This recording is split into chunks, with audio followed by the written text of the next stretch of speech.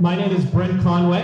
I'm one of the co-chairs and board members of Tewksbury 100 People Who Care, and I am joined by another co-chair and board member, Jane Wellman. Thank you very much.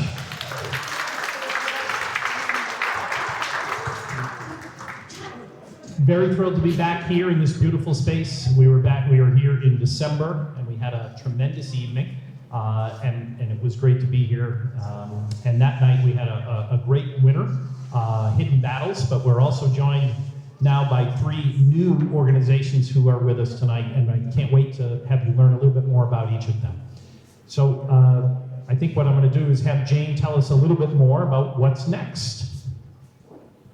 Thanks, Brent. I'm really glad you remembered my name. I thought you were going to lose it right there. Not for nothing. Thanks. It's great working with you.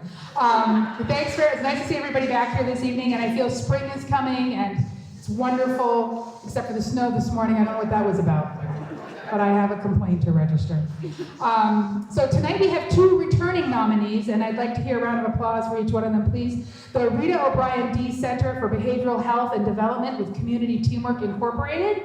Raise your hands over there. Thank you. This is how we're going to keep warm tonight also with the applause, so thank you very much. We also have Into Action Recovery of Tewksbury back again with us tonight. Welcome back. And here for their first nomination is Katie's Closet of Dracut.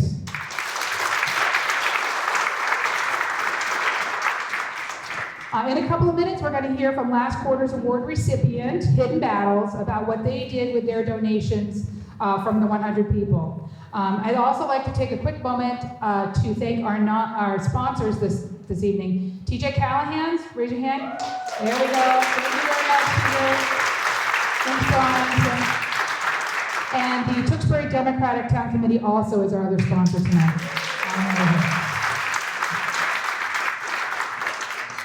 They help us ensure that our nonprofits are supported. We'd also like to thank the lovely and talented Jeanette Waugh and Wicked Cornhole for the big checks that help make our presentation special. And of course, thank you to the owners of Tewksbury Country Club for providing this gorgeous space again to gather this evening, and the Ginsburg family for the tasty hors d'oeuvres that we've all been noshing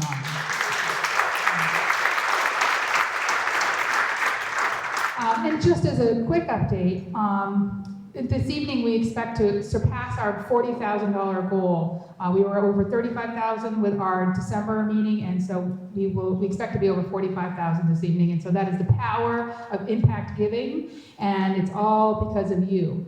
So I want to acknowledge. I'm going to take this part from you because I know I scripted it, but tonight was Bring a Friend Night, and so if you are a friend that came with one of your friends who's a member, please raise your hand. We'd love to see some new folks here this evening. Thank you. Raise it higher. All right. Welcome. We're very happy to have you here this evening. We're so excited about the future of this organization and all of the organizations that we are working with. Okay, so you have a demonstration. So before we hear from Hidden Battles, I just want to remind everyone of how this works. We only do it 4 times a year, so it's important to remember. When you came in, you were probably given 3 items. Maybe only 2, it's okay. The first, and probably the most important, is the yellow ballot. This is where you will indicate, after hearing from our 3 nominees here, you will indicate which one you are voting for. This you check off, and you will submit in the ballot box. Where's the ballot box? Where's that ballot box? We'll bring it around, and you drop them into the ballot box. And then we calculate that. You hold on to the white envelope, and then once we announce the winner, then you put your payment in the white envelope. And then that too gets collected. Please remember, after we announce the winner, we want you to make your payment fairly quickly so that we can make sure we can collect all the payments and get it to the recipient, okay? And then the last one is the manila envelope. And in the event that you feel so moved to donate to other organizations here this evening besides the organization that won, you can do that using this envelope, and there are boxes on the way out for you to drop this envelope in as well. All right? And if you're a guest, you do not get to vote tonight, but you certainly, if you feel so compelled and want to donate, you can, and you can use one of these envelopes to do so. All right? So those are our instructions, and I will let Jane Wellman. We're almost done. We're ready to go almost. I want to thank Sam Beatrice over here for being our timekeeper this evening. As folks know, each organization has a 5-minute presentation because we value your time. So she will be taking care of that. Good luck. And let's see, he answered all of those other questions. Make sure if you have a nominee that you would like to designate, you don't have a nominee, you can take care of that this evening. Or you can go online and do that, so after the results. But make sure that you're nominating an organization. We need all of those new organizations so that we pick them up in our picker wheel. And before we get started, I just want to take a moment to recognize our board. Our founder, Lorna Gary, is floating around somewhere. She's out there waving from the interior. Very good. Chrissy Palomino, Mike Maliza, Beth McFadden. You got everybody. You guys already know Brent. He's great. All right, and finally, I want to thank our volunteers tonight, Tricia Elwell, Joy Beatrice, Bridget Garabedian, and Sam Beatrice as well. Thank you very much. All right, so please join me in welcoming back Hidden Battles, Scott Hyder. He's the founder and president, to give a brief update on what they did with their funds from last quarter. Thank you, Scott. Last time I was here, I didn't stand behind that thing. So first of all, thank you so much. We made a lot more money than we said, oh, you're gonna win 10,000. We won a lot more than that. Thank you, that was our second time here. We won over $15,000 in the 2 appearances that we're here, so thank you very much for that. So I'm proud and happy to say that with the money so far that we've got from you, we've sent 6 people to get certified in critical incident stress management. That was done back in January. So now like I said, we have 6 people that are certified in that and peer support. What that is that helps people traumatized, and we help them bring them back. We do that, we go and we debrief them, and we de-stress them. We are now currently going to be sending 2 more people to do a family critical incident stress management. So that doesn't just take care of the individual, it takes care of the wives, children, stuff. We're going to actually now develop a program strictly for our first responders and veterans with the money that you guys have given us. We are now also implementing and designing a course specifically for first responders with Strongwater Farms, right down the street here at Tewksbury State Hospital. We funded our Tuesday night support meetings, which were in Lowell, but they've gotten too big for Lowell, so we're actually moving it again. We started off with 6 people, we're up to 20 people every Tuesday night.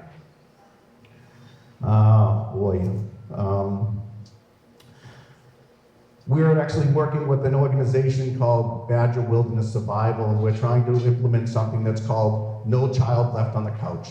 It's going to actually reintegrate relationships between parents and first responders and their children. It's going to be activity driven like we all are. It's going to be fly fishing, it's going to be knot tying, it's going to be wilderness survival, it's going to be fun camping things.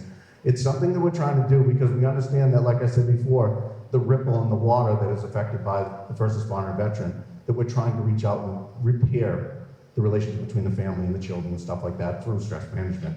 And that's all because of you guys.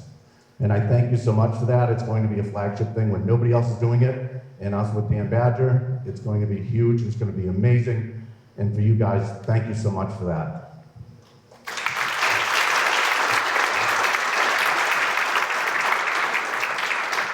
It might not have seemed like we're getting a lot done, but that is huge for us. The training itself is a 5-day training. And to get 6 guys and girls through that training is monumental for us. And to pay for it is huge because it's a very expensive course. And then, like I said, the other 2 that are going down is another thing. So the money's being very wise, and without all you guys, it never would have been possible. Or I would have had to go and do something else to get the money. And it would have been bad. And I probably would have had to keep a mask on, and it would be bad. But no, but thank you so much. And I make a little humor to it because this is the way I am, but from the bottom of my heart, the impact you guys have made for not only our organization, but the people we serve in our organization is much bigger than I could ever say in 5 minutes. So thank you so much. And good luck to you guys. Scott, thank you. So you can see, obviously, organizations do well by collecting donations and getting that, but our impact giving and be able to give that amount of money all up front allows them to do some fantastic things. So thank you all. So let's get started and hear from our first organization. So they'll have 5 minutes, and then they can take questions for 4 minutes. So our first group, randomly drawn, Into Action Recovery is the group, and we're going to hear from Patty Jo Hanley, the co-founder, and Mary Ellen Cooper, who's also co-founder and vice president.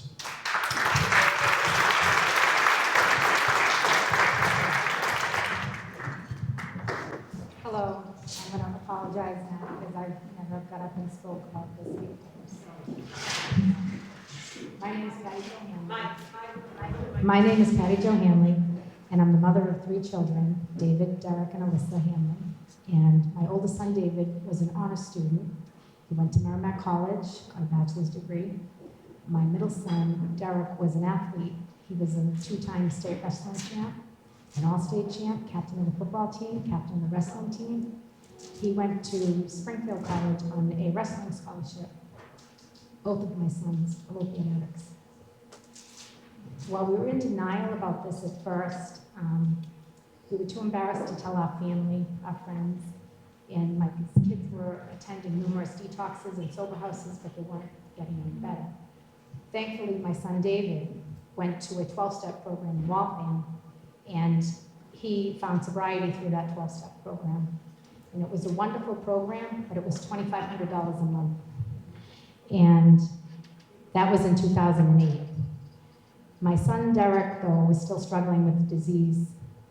And in April of 2016, he was living in a sober house up in Maine, and he called me to tell me that him and his girlfriend were expecting. Of course, I was thrilled. And asked if he could come back home for a while to live with me while he got on his feet to get an apartment with her. So he did, and that December, he had a baby girl, and I never saw him so happy. And 4 days later, though, he was in a detox. I picked him up a week later, and he came home, and I drove him to the sober house he was supposed to go live in, and they said, oh, the bed's not ready, you have to come back tomorrow. And I wasn't happy because we already paid for it. He wasn't happy. And that night, my daughter slept over and said, hey, I'm gonna help with the feedings for the baby. And I said, oh, wake me up, don't wake them up. And about 4:45 in the morning, I heard her and the baby, and I heard her talking to Derek's girlfriend, and she said, how long has he been in my bed? I knew he was gone. So, boy, that leaves. And a family, when you lose a kid, it's unbelievable. As bad as it sounds, it's 10 times worse. It's been 5 years, but it feels like 5 minutes. And my sons were good kids. They were hockey players, football players, wrestling people. And this can happen to anybody, anybody's family. Now, this made us even more determined to get this sober house opened. We wanted ours to be similar to the 12-step one that my other son went to. And we were determined to care about not only opening up a 12-step program, but the progress of the person that was going through it, that they would succeed. So our program is different. We focus not only on the recovery of the client, but also the building of the relationships with their families and loved ones.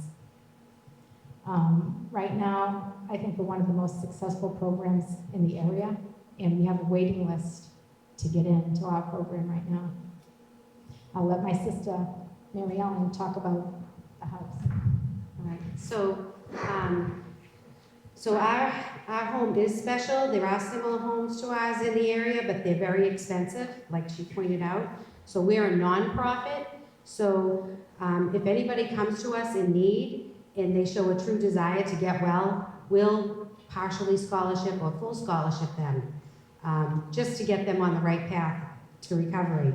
Part of our inspiration was based on the lack of structured aftercare. These kids leave detox, and all that's available is a flop house with no structure or anything like that. I have a minute, so I have to go.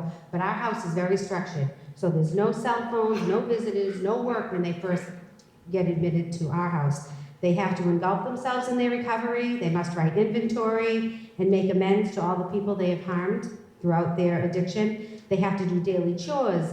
They're subjected to random drug screens. And then we have a privilege system where they gradually gain back all these privileges, to have a phone, to work, to go out visits with their family. So we support the families as they're rebuilding their relationships, and we foster a family atmosphere. And the alumni, for lack of a better word, the ones that graduate, they're encouraged to stay in touch with us, and they come back for meetings and alumni events, and they form a true brothership. And I just want to say one more thing. What did the guests say? They have said, this house has saved my life. What have families said to us? Because of this house, I got my husband back. My kids got their dad back. And this was all done by parents who have lost children or have kids struggling.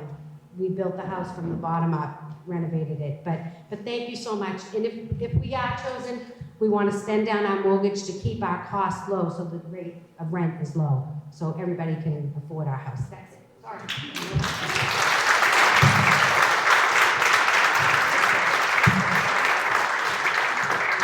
Oh, we're not done. Okay. I was ready to run.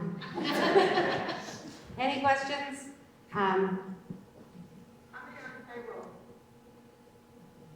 Two. We just have two on payroll. Yep. And we don't get paid. Nobody on the board gets paid. We do all this just out of the goodness of our heart. Believe it costs a lot of money to be a board member. We spend a lot of our own money. Next. Do you do anything to support those who are on the wait list who didn't get into the house? So her oldest son, David, like we're in a big network, substance use disorder network, where we know a lot of people and have a lot of connections to get them to another house if there's not room at our house, or to, even women. People call us and say, my daughter has a problem. We can even help them find placement. So we're not just a sober house. Like I do Narcan training. We both work at Tewksbury Hospital, actually, and I'm a Narcan trainer, and I did a class Tuesday night at the house. I taught all the guys how to administer Narcan. Answer your question. We'll call David, and he'll call the other 12-step houses to see what's available too. Right.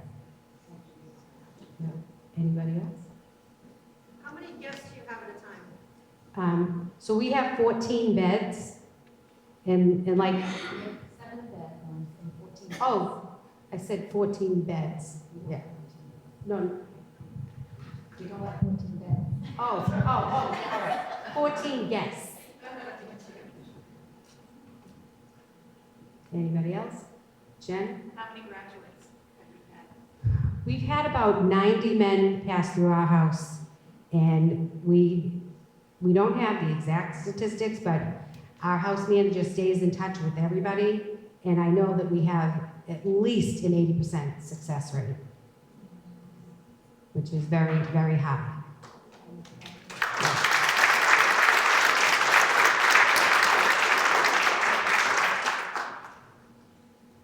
Anybody else? All right. Yeah, thank you so much.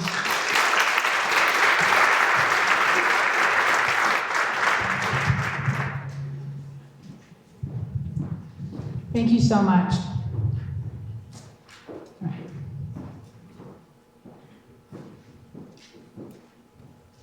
I think they took one of my sheets of paper. That's okay. It's all right. I wrote the names down just in case. I'd like to welcome, thank you, Karen Frederick, and the Executive Director from Community Teamwork Incorporated, and Megan Simbor, the Division Director of Child and Family Services, to talk to you tonight about the Rita O'Brien D. Center for Behavioral Health and Development. Welcome, ladies. Thank you so much. I'm going to do an introduction and then I'll turn it over to Megan. We're so pleased to be back again. I feel very fortunate to be here for the second time, so thank you all. And thank you for all that you do. This is an amazing group. I'm so impressed by the 100 people concept and that you all of your participation. Community Teamwork is a community action agency and a regional housing agency, but our core communities are Lowell, Dracut, Billerica, Tewksbury, Chelmsford, Westford, Tingsboro, and did I forget one? The contiguous towns, in case I did. We have a long history of work with the town of Tewksbury. In fact, my first job in 1978 at Community Teamwork was at building number 7, where I met my colleague, friend, and mentor, Rita O'Brien D. Our services are varied, but we're here to talk about the Rita O'Brien D Center for Behavioral Health, which is really important to us.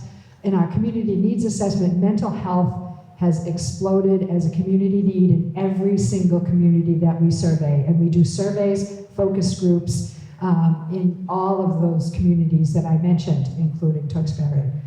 Last year, our services in Tewksbury were about $2.5 million worth of services.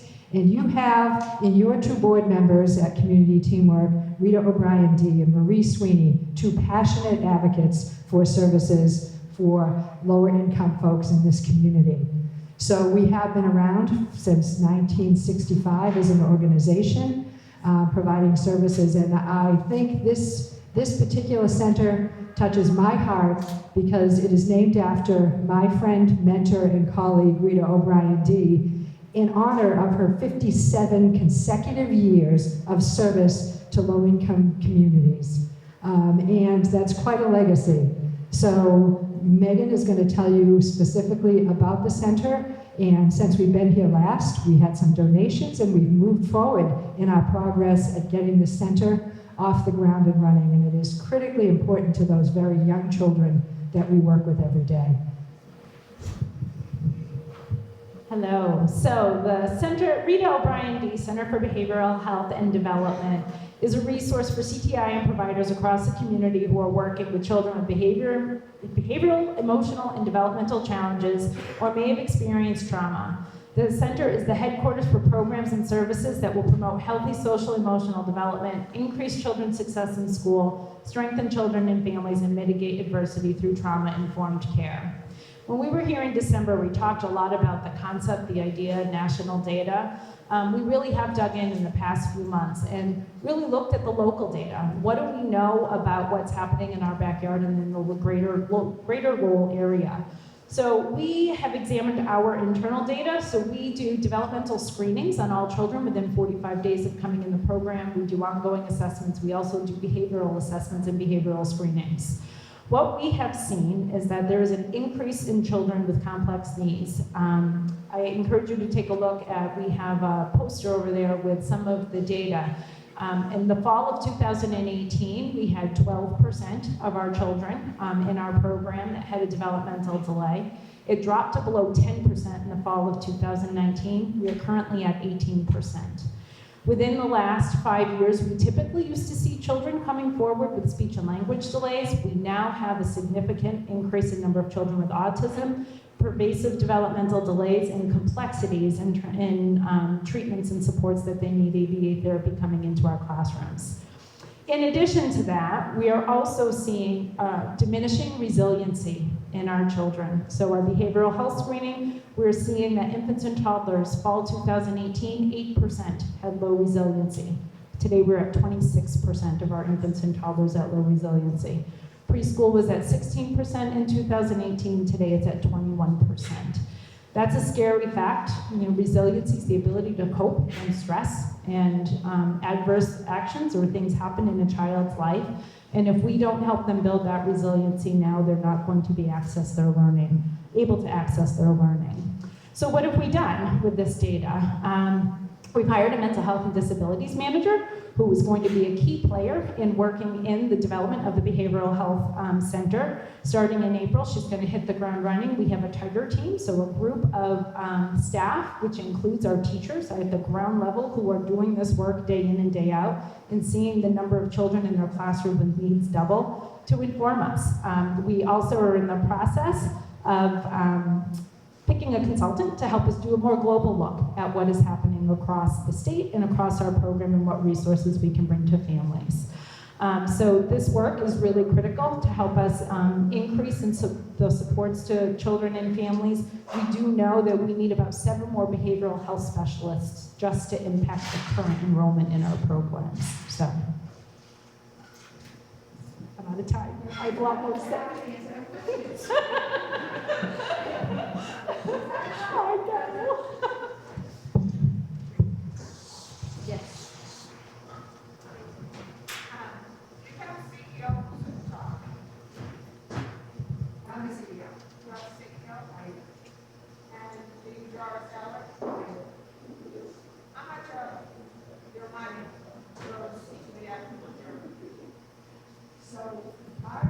Our actual indirect cost rate that covers everything is extremely low. It's about 11%, I believe.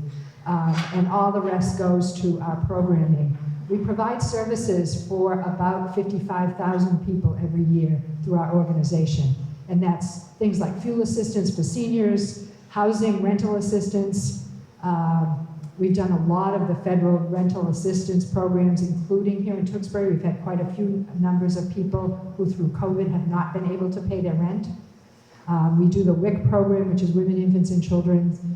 So almost 90-somewhat% goes directly to program services and to the staff, like the teachers, our intake workers, our social workers who do the direct work. And we keep that low purposely.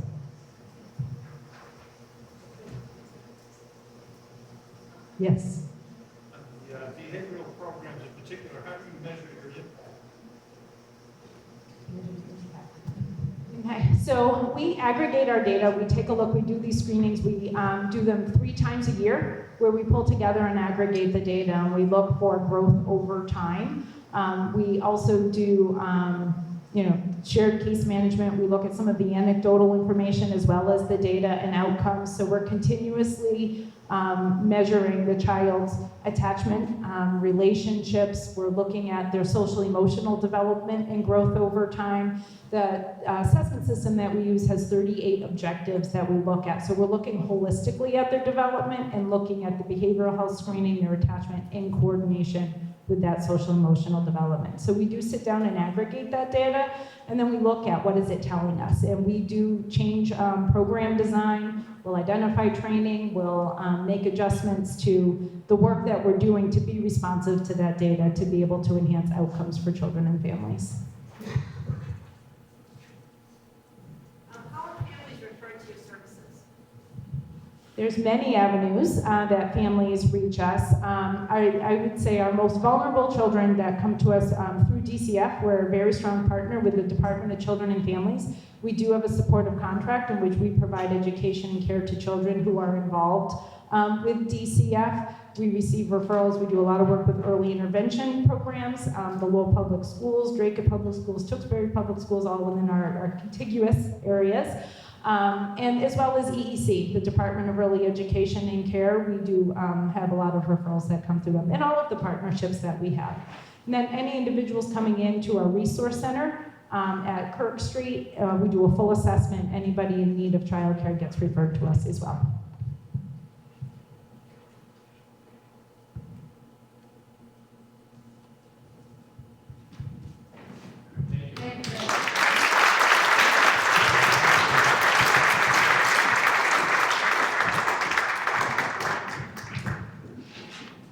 And we have our last nominee, Katie's Closet, and we have from Katie's Closet, Nikki Cockrell, the Executive Director.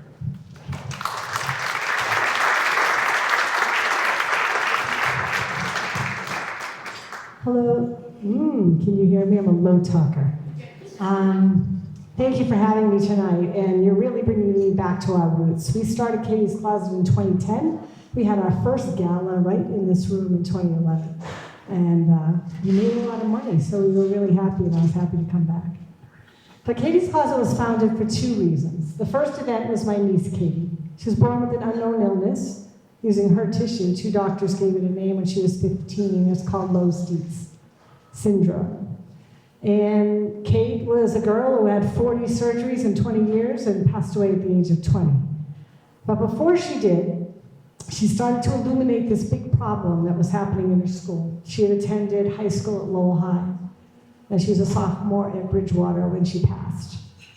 She told us about kids not coming to school every day, that she'd see them one day and they wouldn't return the next.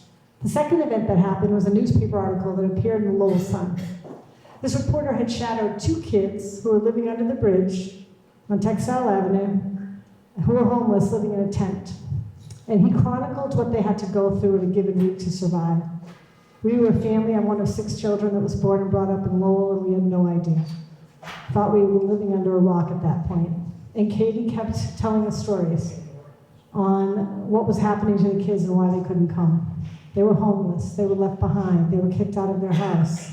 They were raped. They were victims of child trafficking. I mean, there's just a lot of things that happen to kids that just keep them away. Well, Kate passed away 3 months after that conversation. And as a family, we decided we had to do something about it. So we thought, let's put a free store in Lowell High where all of the kids who are disadvantaged could shop free of charge, buy what they, take what they want, whenever they want, as much as they want. And within 2 months, 1,750 kids walked in there, and we just didn't even know what to do. It was crazy. And then the phone started ringing. Every other school in Lowell was calling saying, we heard you had this awesome resource in Lowell High. Can we have one? Can we have one? Well, we co-founded this with 3 sisters, so I was like, you take a school, you take a school, you take a school, we'll figure it out. Morphed to today, we're in 105 schools helping 70,000 children and growing. Imagine a young girl showing up for school for her first day of freshman year, wearing her 6th grade clothing. And a victim of bullying, kicked out pretty fast, not able to, cope. So the effect of this is a huge epidemic in our public schools of chronic absenteeism, 29% on average, one of the worst in the nation. And if you keep missing school, then you're not going to beat it. You're not going to break that cycle of poverty. If you keep missing school, you're not going to pursue STEM, careers, because you're going to, school's cumulative and you need to be there. So as we continue to grow, we are seeing a major issue with the pandemic. So the pandemic has created an epidemic of obesity. So our kids now further don't belong. When they took the mask mandate as optional in this area, kids don't want to take it off because they're embarrassed for the way they look. They don't want to show their face anymore. And we need to build that self-confidence and that self-esteem for what they're doing. So how do we do it? We have a distribution center in Drayton. So a central distribution center, think of it as a hub and spoke model, so that we collect all this clothing from the community, from everyone here, and we process it there, and then we go backfill the schools. We have 3 trucks on the road, and that's how we fill it. And we're really productive. So we have free space in schools, free donations from the community, and 400 volunteers. And that's how we do the lion's share of what we're doing. So we need to continue to grow. So what we would do with a grant award is adopt a school. So it costs $25,000. You can see the picture over there. That's what one of our closets look like. It costs $25,000 to build that structure, but it's a gift that keeps on giving. So you build it once, it's there for the life of the school. But it costs $10,000 a year to maintain it. So $10,000 would go to a very lucky school at a cost of $25 per student. They have free access to everything they need for an entire school year. And so you would basically be adopting an entire school. And your support would be awesome. Thank you.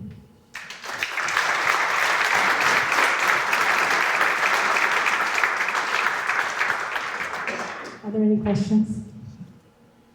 Yes. How do you get 400 volunteers? How do you get, you said 400? Yeah. How do you get 400 volunteers?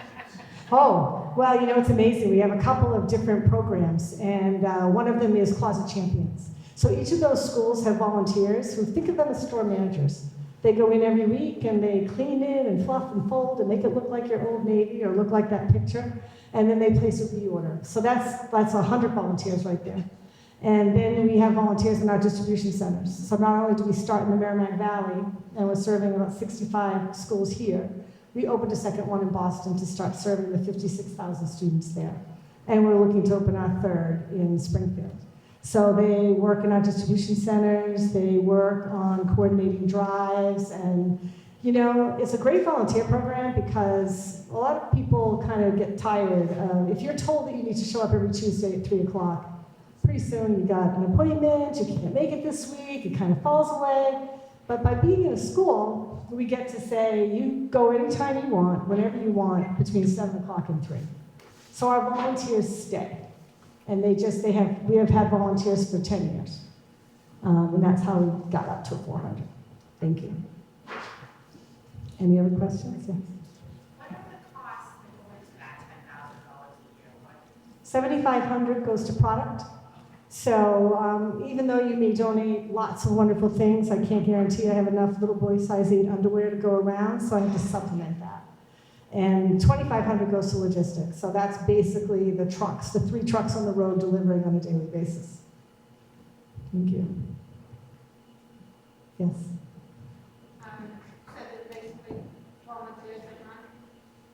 We have 15 employees, including myself. He's helping me out because I'm actually deaf, so I can't hear a lot of you. But so we have 15 employees, and 96% of our donations and income go to program and 4% to overhead.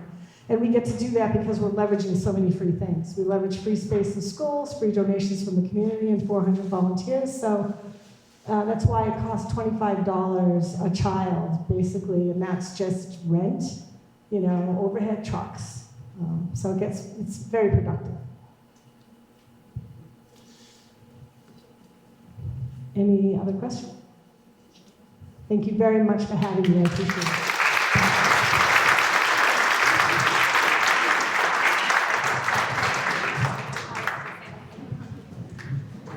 All right, one big round of applause for all of our charities for this evening.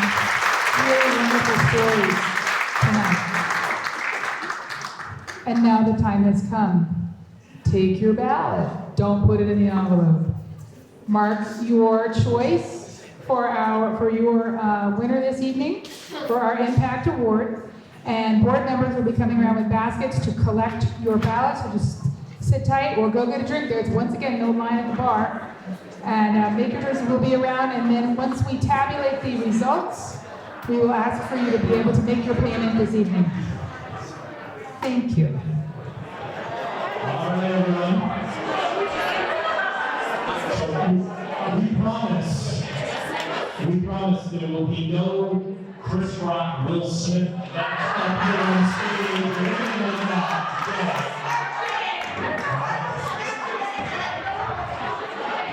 I promise, I don't know. Thank you, everyone. Just as a reminder, we're going to announce a big winner first, and then please stick around too, because we want to acknowledge the runners-up and the sponsoring organizations for those as well. But as a reminder, as we announce the winner, we want to be able to very quickly, you want to make a payment, put it in that white envelope, and we want to collect those. You are welcome to stay and mingle for a little bit too, but we want to collect the payments as quickly as possible so our folks can move on out of here. So we'd like to announce this winner, and boy, 3 fantastic stories, and really just enjoyed hearing the growth and the amount of giving that you have given to the community, Tewksbury and the surrounding communities. And just a round of applause for all 3, please. Thank you.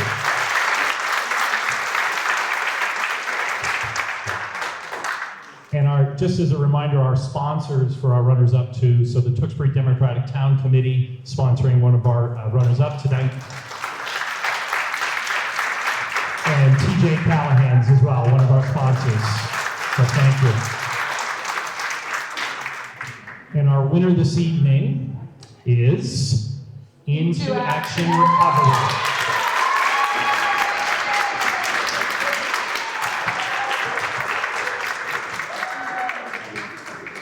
So we'd like to do something a little different than we've done. if you would like to come and stand in this photograph, we're going to take a photograph from way up there on the balcony. So come on up here. We're going to make room for you. Come on up. Come get in the photo with us. Come get in the photo. Come on, folks. Come get in the photo with us.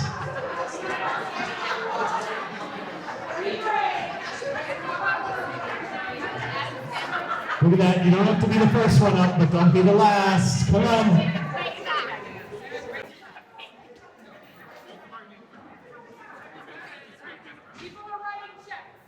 Ah, yes.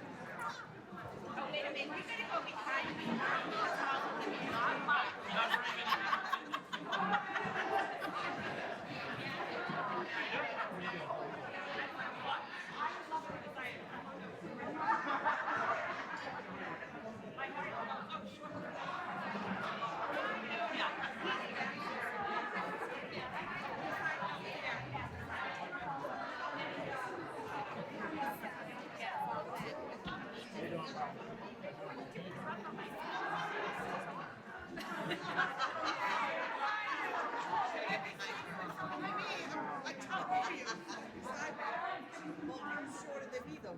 Everyone ready?